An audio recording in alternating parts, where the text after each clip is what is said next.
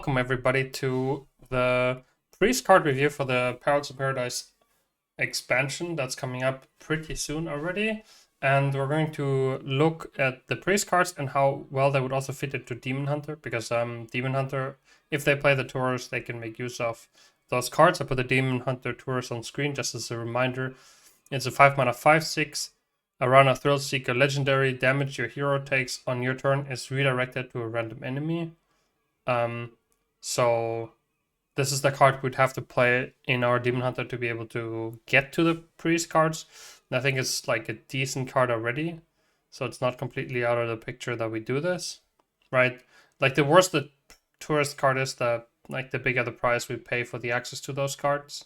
And the more it's going to cost us to have like the better the cards have to be for us to include them. And then, alright, we have Brain Massage with a 1 mana 2 for Undead Pirate. Whenever this minion takes damage, also deal that amount to your hero. This is like a really scary card to play because it makes you die really fast. 1 mana 2 for Body is really, really good though. And there's some self-damage redirect effects in Priest as well. Like just simply looking at the card, if I want to play some sort of aggressive Priest, I could see this being played. But yeah, I mean, the Whelp is just better. There's like some better 1-drops, but if I want to do some self-damage Priest, this is probably an include. We'll have a look a little bit at the end of it to see if I would rate it highly enough. I don't think this is a Demonhunter card, by the way. I think that Demonhunter 1-drops are still better than this. Demonhunter doesn't care that much about taking damage, really. But it's a pirate, and actually Demonhunter has some good pirate synergy. So maybe this card's actually fine, just because it has the pirate tag. So that'll be interesting, and it's like a super aggressive Demonhunter. Then 1 mana Acupuncture, deal 4 damage to both heroes. That's pretty interesting. I don't really see like a Priest deck that's like aggro enough to play this right now. This would have definitely been played in like Shadow Priest earlier. Just because it's like, it just kind of fills the role of doing a lot of damage, and if you play an aggressive deck, you don't really care that much about your own HP. So dealing 4 damage to your own hero doesn't really matter that much, because you just play this when you're trying to burn your opponent down. And they're mostly just like trying to clear your board, and then it's just 1 mana deal 4 damage to them. Do you play this in Demonhunter? I think you could probably play this in Demonhunter. Just because just dealing the additional damage at the end is good. Like, the 1 mana spells that deals 2 damage to a minion and it gives your hero 3 attack is probably better. But, like, I think there's nothing too bad about having, like, multiple cheap, good burst spells. Yeah. So I think this card's probably fine. Then we have 3 mana Hot Coals, deal 2 damage to all enemies. If your hero took damage this turn, deal 1 more. Damage this turn is kind of difficult to realize, because like you don't want to play this with, I think playing this with Acupuncture is like bad, because this goes in like a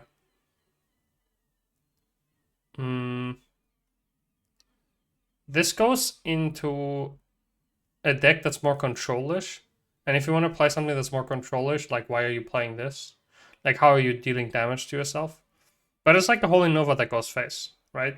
That's pretty nice. So the base stats of this are not super bad. What I do think is really nice about this as a Demonhunter, you can just hero power and like face tank a minion, and then you can play this, and then it's 3 damage AoE for 3 mana, which is pretty sick. This also benefits twice from spell damage. Yeah, if you have spell damage, this will not do 4, so it won't do 3+1, it will do 5, I think. That's at least my first impression. So I think this could be something that I could play in a Demonhunter. I don't think I'll play this in Priest. I think I'd rather just play a Holy Nova. Like the chance that I'm damaging myself or I'm playing any of the self-damage cards in my Priest, I think it's just too low. Like I don't really understand why I would be doing this. Unless there's more cards that are good. Nightshade Tea, 2 mana. Deal 3 damage to a minion, deal 2 damage to your hero. And then, okay, I mean, this is like 3 damage to a minion. This is pretty good removal. It's like something that Priest would kind of like to have. But if you use it 3 times, you do 6 damage to your hero, which is quite a lot. And Priest doesn't really have a problem with not having enough resources, I think. There's a lot of greedy cards. But yeah, if there's something that you would want to do, this would be pretty nice. It's kind of nice with Love Everlasting because you like have a cheap spell for 3 turns to play and your Love Everlasting really never runs out if you play like a more minion heavy deck. But then of course, if you're a controller's deck, you have to watch your health a little bit. So I don't really see this being too great. Then we have 3 mana Rest in Peace. Each player summons their highest cost minion that died this game. This card's really good with Amantul because you can summon your Amantul again. Then your opponent minion, like, you can just remove it as soon as the Amantul comes back. And you can also get Ziliax back, right? If you have a Ziliax that gets reduced in cost by the number of minions on board, you can get this back and hope your opponent doesn't also have a Mega 6 Ziliax that they can get from this. Question is like, for me to be able to get down my expensive Ziliax and then replay it, this seems like a bit of a problem. Like the cost reduction Ziliax is usually playing aggressive decks, but then it has to die, and then it has to get resurrected, so it's probably not worth it to play this. But yeah, so this is, I think, more a card that you need to play in a controller's deck, which gives you super late game tempo and works really well with Amantul. But I think this card, if I would play Highlander Priest right now, I think I would play this card. It's really good with York and really good with Ziliax and really good with Amantul. There's some really nice combinations with this. So if I think if I had like a control priest deck, I would probably play this. Just because it's a decent spell that gives me tempo late game. Then we have 5 mana 5/5 Sauna regular taunt, cost 1 less for each time your hero has taken damage on your turn. Okay, so this is a really interesting one. This works in Demonhunter every time your hero face tanks something.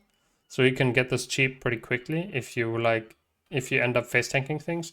But of course, if your opponent doesn't have that many minions and you're not face tanking anything, you're not reducing this. These are sadly the T's only go deal damage to a minion, so you can't go face with this.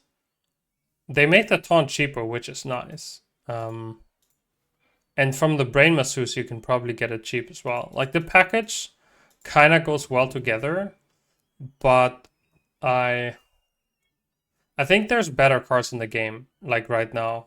So I don't think really this package works out to what. I don't think there's enough self-damaging effects in Priest to make this consistently work enough. Though the cost 1 less keyword is like the strongest keyword in Hearthstone. Like being able to make cards cost 0 mana is super, super powerful.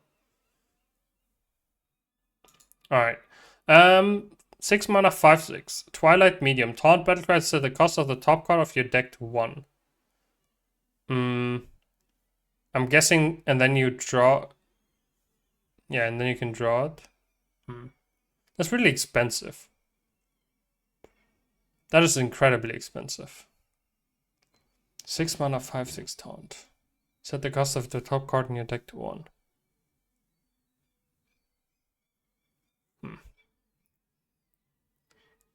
I think this is too expensive to ever see play.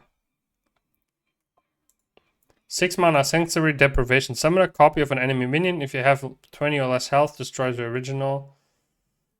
Like, that's way too expensive. You kill a minion to get one if you have 20 less.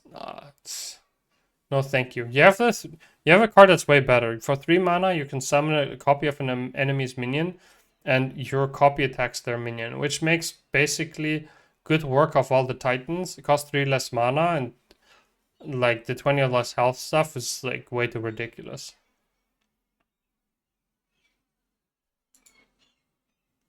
Alright, then we have 4 mana 4/4 Narine Sooth Fancy. Battlecry, get 2 fortunes that are copies of the top card of your deck. Alright, and then you get this card, which is the copy of the top card of your deck. This is mega value happy. Like on first look, this card's insane because you don't need to. You can choose this like the fortune whenever it's good, but you don't have to. So like you can get like a double Reno. You can't get triple Reno because you end up drawing it afterwards anyway. But if you get a good situational card, you can play it. It's a really slow card, but I think for Priest it's fine.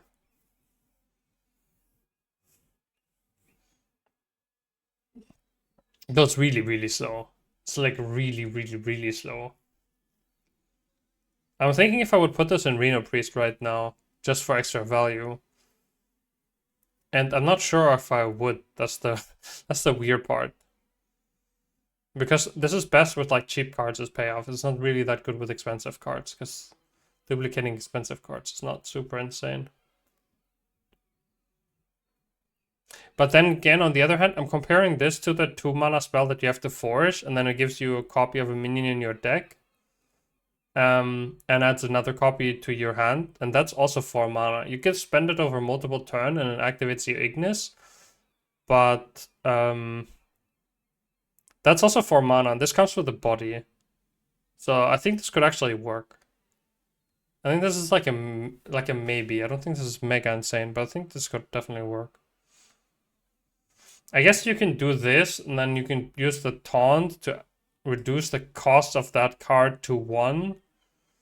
And then you have a, like, you play the fortune guy on 4, and then you play this on, like, what, turn 7, and then you can play the top card of your deck for 1 mana. Or you can, like, you can hold this in your hand, I guess, and then the first time you get, like, a really, really sick card at the top of your deck, you play this, and then you just set it to 1. Is additional info on your top deck worth anything? I guess it's, yeah, that's also a good idea. It's also worth, like, knowing what the top deck is. Like, the question is, like, do I put this in my deck and it's just, like, useless? Because this is, like, probably pretty useless most of the time, unless I draw this card and I know what I'm reducing. Because I'm not, I mean, I get a 5/6 with taunt, which will also stall out my opponent, which is, in a, like, expensive deck, that's pretty sweet. So that's a really good, it's really good with the, I mean, if I play this on 6, just to stall out my opponent, it's really good with Reno, obviously. Really good with Amantul, with York, with Elise, with Ziliax. I mean, it's obviously always going to be some bad cards, like your low cost drops. It's really good with Marin as well. Like, if you play Marin in your Highlander Priest, you can drop, like, Marin for 1, play the wand immediately, and you get all your tempo back. It's maybe worth taking a gamble, but you're going to have to see what else you can cut from your deck to play this. Like, there's some other, you would have to cut some other expensive card, which is usually a spell, because you're not cutting your expensive minions, because they're all really, really good with the lease. It's an interesting combination of cards. You have a lot of greed, so you have to just make sure you don't get overrun as priest. But you're getting, like, a lot closer to being able to outgreed everyone. And then we have 3 mana 3/3 Hunter Tourist. Battlecry, choose 2 minions, swap their stats. Chill and Vol'jin.